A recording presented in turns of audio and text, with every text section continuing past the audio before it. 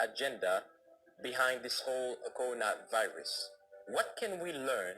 What if I were to tell you that there is an hidden agenda behind the name itself, the name coronavirus? You see, the power that be, the Freemasons, the Illuminatis, they always use words, and if you try to decode what they are really saying, chances are you can figure this out by taking that same word, for example, coronavirus, and looking at it backward. For example, this tells us here 10 songs that have hidden messages when played how? In reverse. So they always do something like that. When you play those type of evil music or songs in reverse, then you know exactly who is being worshipped. So when these things are played backward, certain words that the Illuminati use, and you can find a hidden message. Now, what can we find from the word coronavirus? Coronavirus. What is there that we can find? Notice carefully. This is what you find if you were to take the word coronavirus and read it backward. It would say Surivan or Ark. What do those words mean? Now, I'm going to take you to Google. We're going to copy this here, and then we're going to put it in Google Translate. Let's put it there. Notice what it tells us here. It is a Hindi word or words. When you put it on Google Translate, this is the translation it gives you. Sunrise and I. Where did we find sunrise and I? Let's go back here. This is again the US dollar. If we zoom into it, this is what we have. We have the one seeing eye and the sun, and then again the I. Remember those words? Novus ordo seclorum. So what does coronavirus mean? It means the all-seeing eye or sun worship. It means what again? Sun worship. Again, you read it backward. These are the words Surivam or Ak, which means sunrise, and I. This reminds me of what we read from the book of Daniel, chapter 6. When those men tried to cause Daniel to violate the laws of God by enacting a law that no one should worship any other God than King Darius. We read in chapter 6, verse 6, then these presidents and princes assembled together to the king, and said thus unto him, King Darius, live forever.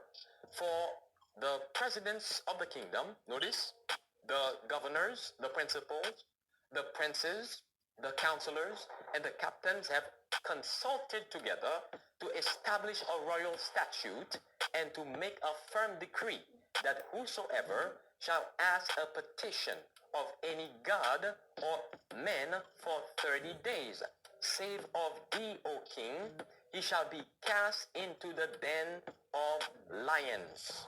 In other words, at that particular time, no one was able to gather together. Does that sound familiar? To gather together to worship any other god except King Darius. And this coronavirus is a very similar attempt to worship again the sun, as the definition there tells us.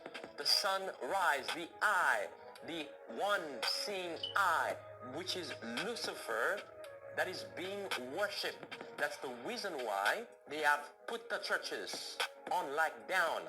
That is the reason why that we are seeing all of these draconian measures, because Lucifer is being worshipped at the moment by keeping everybody on lockdown. Everybody is being conditioned right now to worship the sun. Do you see where we are? Now, the question is, what are we going to do in the matter? Notice what Spiritual Prophecy says. We have been looking many years for a Sunday law to be enacted in our land. And now that the movement is right upon us, we ask, will our people do their duty in the matter? Can we not assist in lifting the standard and in calling to the front those who have a regard for the religious rights and privileges? The time is fast approaching when those who choose to obey God rather than men will be made to feel the hand of what are we going to do in this matter, as the whole world is being conditioned to worship Lucifer in the form of this coronavirus. We need to honor God rather than men. We go back to the book of Daniel again. Then after these men came to the king, they said, now, O king, establish the decree and sign the writing, that it be not changed, according to the law of the Medes and Persians, which altereth not. Wherefore King Darius signed the writing and the decree.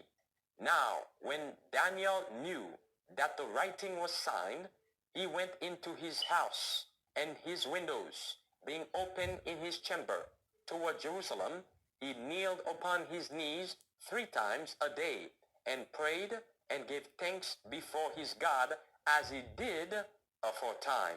In other words, Daniel did not obey this law. Daniel continued to worship his God. Daniel was doing exactly what Sister White tells us. At such a time as this, we need to lift up the standard, and in calling to the front those who have a regard for their religious rights and privileges. A Sunday law is indeed right upon us. This coronavirus is nothing more than sun worship. One last thing I will share with you, and then you will see exactly how the enemy has deceived the world. Now remember this, Sunday, sun worship, Sunday, when people go to church. As he has done so many times before, to cause many to worship the sun. Notice this is from the Encyclopedia Britannica. The word corona means sun. Notice carefully. Corona, outermost region of the sun's atmosphere, consisting of plasma, hot, ionized gas. It has a temperature of approximately 2 million kelvins and an extremely low density.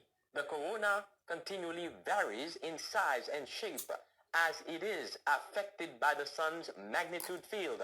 The solar wind, which flows gradually outward through the entire solar system, is formed by the expansion of the corona gases and only ends at the heliopause.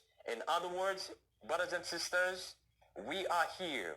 What Jesus had prophesied in Matthew chapter 24, verse 15, when ye shall see the abomination of desolation, spoken of by Daniel the prophet, let him who readeth understand. And what else?